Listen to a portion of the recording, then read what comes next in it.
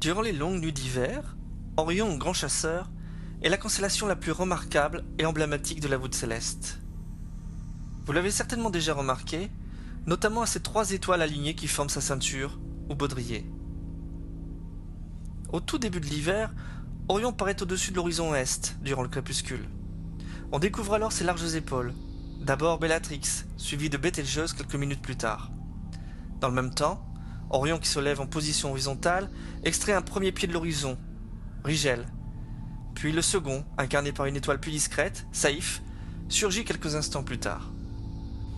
Toutes ces étoiles forment un cadre ou un trapèze au centre duquel se distinguent les trois étoiles alignées, emblématiques de la constellation. Impossible de les ignorer.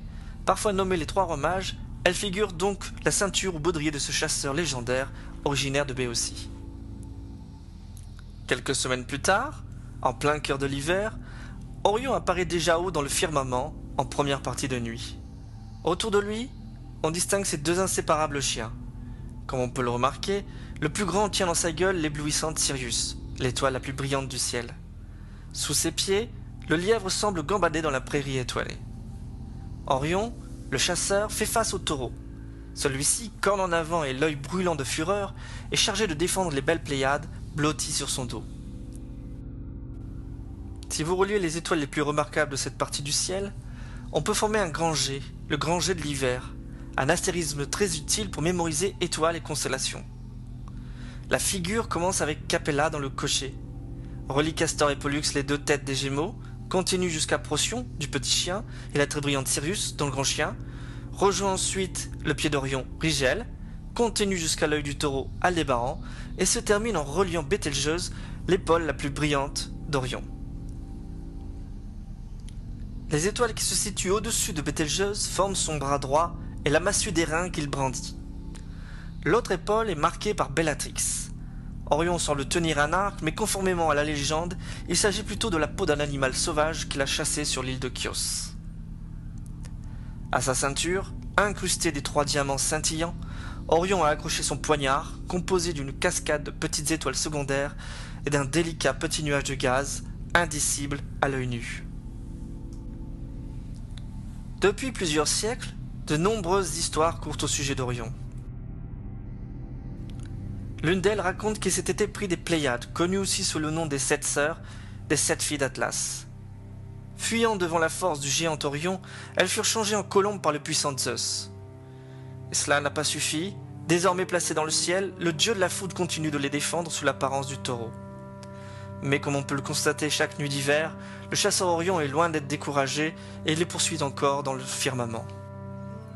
Une autre légende, parmi tant d'autres, raconte qu'Orion le Béotien a été trahi par Eunopion, fils de Dionysos, qu'il fut aimé d'Éos et Artémis, et qu'il fut vaincu par la ruse d'Apollon. Or Eunopion était le roi de l'île de Chios. Il avait promis à Orion la main de sa fille Méropée si celui-ci chassait tous les animaux sauvages qui troublaient la tranquillité de son île. Un soir qu'ils festoyaient ensemble, faisant couler le vin à flots, Orion s'échauffait de ne toujours pas pouvoir épouser sa promise. Aussi, guidé par la colère, il la força à l'acte charnel puis s'endormit lamentablement. Or Eunopion en profita pour lui crever les deux yeux et l'abandonner ensuite au bord de la mer. Pour recouvrer la vue, le géant Orion, guidé par Kédalion, se dirigea vers l'Orient pour rencontrer Hélios.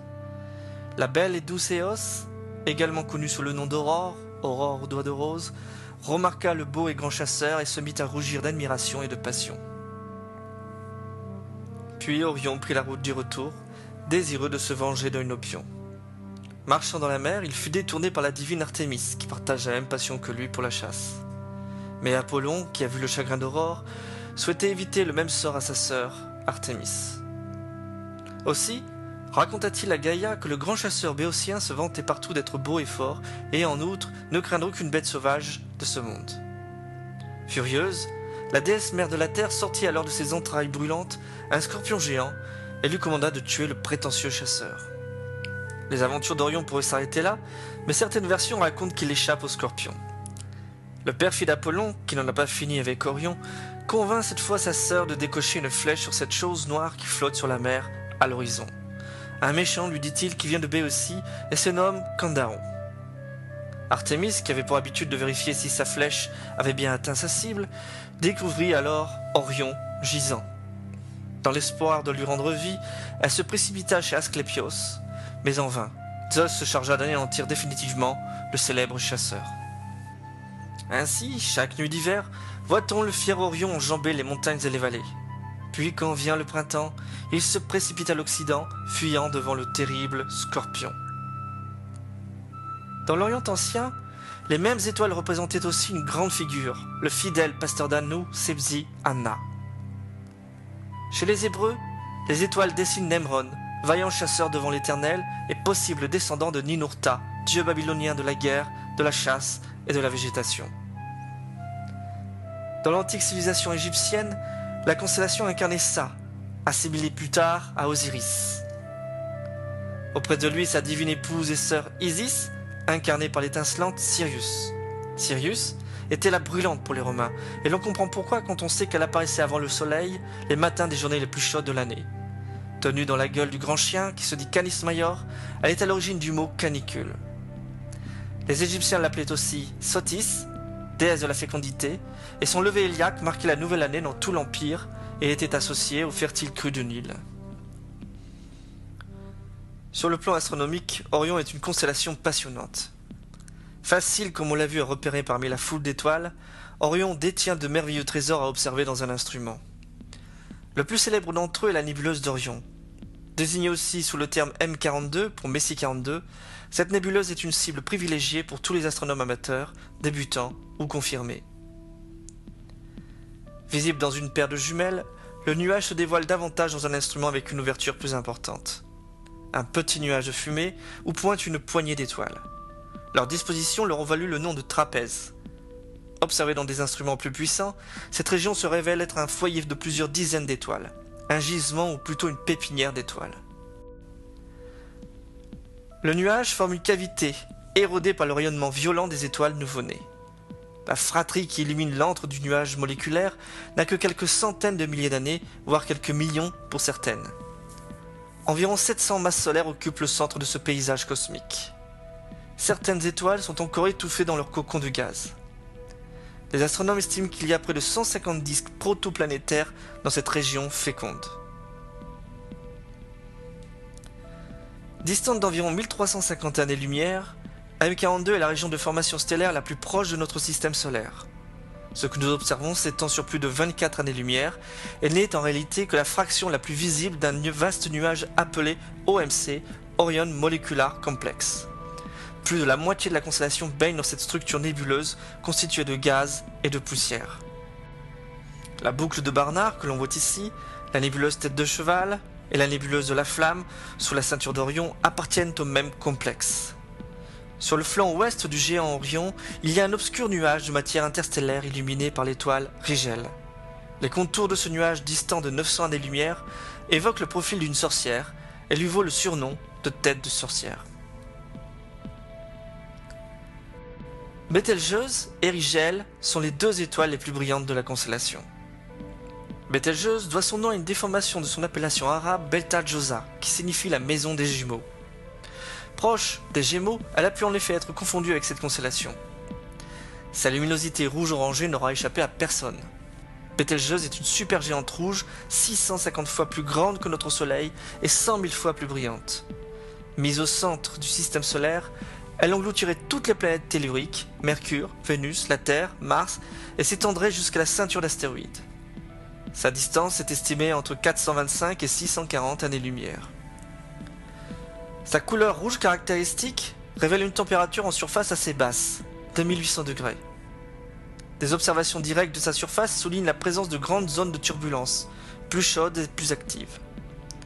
Décrite comme étoile variable depuis le 19e siècle, Bételgeuse n'a de cesse de gonfler et de dégonfler. Son diamètre oscille entre 550 fois et 920 fois celui du Soleil, décuplant ainsi sa luminosité. Hormis le Soleil, Bételgeuse fut en 1995 la toute première étoile jamais observée directement. Sa masse est évaluée entre 15 et 17 fois celle du Soleil. Elle lui vaut une espérance de vie relativement courte. Probablement enfantée il y a moins de 10 millions d'années dans le vaste berceau de la nébuleuse d'Orion, Bételgeuse, qui a déjà atteint le stade de la supergéante rouge, devrait exploser en supernova d'ici quelques centaines ou milliers d'années. Il est impossible de déterminer quand cela se produira exactement, mais une chose est sûre, nous aurons l'information quelques siècles plus tard, le temps que la lumière voyage jusqu'à nous. Pas de transmission en direct. L'effondrement de l'étoile sur son cœur de fer produira un spectacle extraordinaire qui n'échappera à personne dans un rayon de plusieurs milliers d'années-lumière. Des civilisations techniquement avancées situées dans de lointaines galaxies pourront même détecter l'éclat soudain de Bételgeuse. Sa luminosité rivalisera alors avec celle des milliards d'étoiles concentrées dans le bulbe de la Voie lactée. Mais rassurez-vous, la Terre devrait être épargnée par l'onde de choc de la supernova, et nous pourrons même admirer son éclat flamboyant, de jour comme de nuit. Rigel, souvent désigné comme Beta Orionis, est l'Alpha Orionis, l'étoile la plus brillante d'Orion. Elle se classe 7e dans le palmarès des étoiles les plus lumineuses du ciel terrestre. Son nom est un raccourci de l'arabe Rigalgabar, qui signifie le pied du géant. Rigel est 70 fois plus grande que le Soleil et 2 fois plus chaude. C'est une supergéante bleue de 17 masses solaires, distante d'environ 775 années-lumière. Sa luminosité est 40 000 fois supérieure à celle de notre étoile. Si elle prenait la place de Sirius, qui n'est qu'à 9 années-lumière de nous, nos nuits seraient autant éclairées que par une lune en premier quartier. C'est l'étoile la plus puissante de notre voisinage.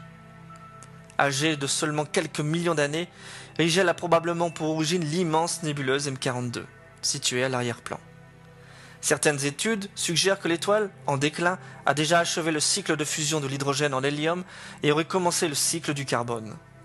À noter que la rutilante Rigel possède un petit compagnon d'environ 2 masses solaires, éloigné de seulement 330 milliards de kilomètres. Les autres étoiles remarquables de cette belle constellation sont bien sûr Zeta, Epsilon et Delta Orionis, plus connues sous les noms d'Alnitak, Alnilam et Mintaka, qui dessinent la ceinture mythique d'Orion. La première, à gauche, qui jouxte en apparence la nébuleuse de la tête de cheval, est Alnitak. C'est une étoile triple, dominée par une supergéante bleue 20 fois plus grande que le Soleil et 28 fois plus massive. Très chaude, sa température en surface est de 30 000 degrés. Elle brille 10 000 fois plus que notre étoile, à environ 820 années-lumière de nous. L'étoile centrale, Alnilam, est la plus lumineuse de la ceinture. Bleue et très chaude, plus de 25 000 degrés à sa surface, elle est 40 fois plus massive que le Soleil. C'est un monstre stellaire âgé de seulement 4 millions d'années et déjà proche du déclin. Il faudra quand même patienter quelques dizaines de milliers d'années avant de la voir exploser en supernova. La troisième étoile de la ceinture est aussi la moins brillante, Mintaka. Elle est en réalité un système multiple de 5 étoiles distantes de 920 années-lumière de nous. 2 d'entre elles ont 20 masses solaires et brillent 70 000 fois plus que notre petit Soleil. Mintaka est l'étoile de la constellation d'Orion, la plus proche de l'équateur céleste. En résumé, la constellation d'Orion est le foyer d'un gigantesque nuage moléculaire qui m'ébat des centaines d'étoiles depuis plusieurs millions d'années. Et c'est aussi une grande scène de théâtre où ces acteurs flamboyants s'écrouleront en supernova, promettant d'éblouissants feux d'artifice au fil des prochaines générations. Autant dire du court terme à l'échelle cosmique, ce qui représente un battement de cils dans l'histoire de notre univers.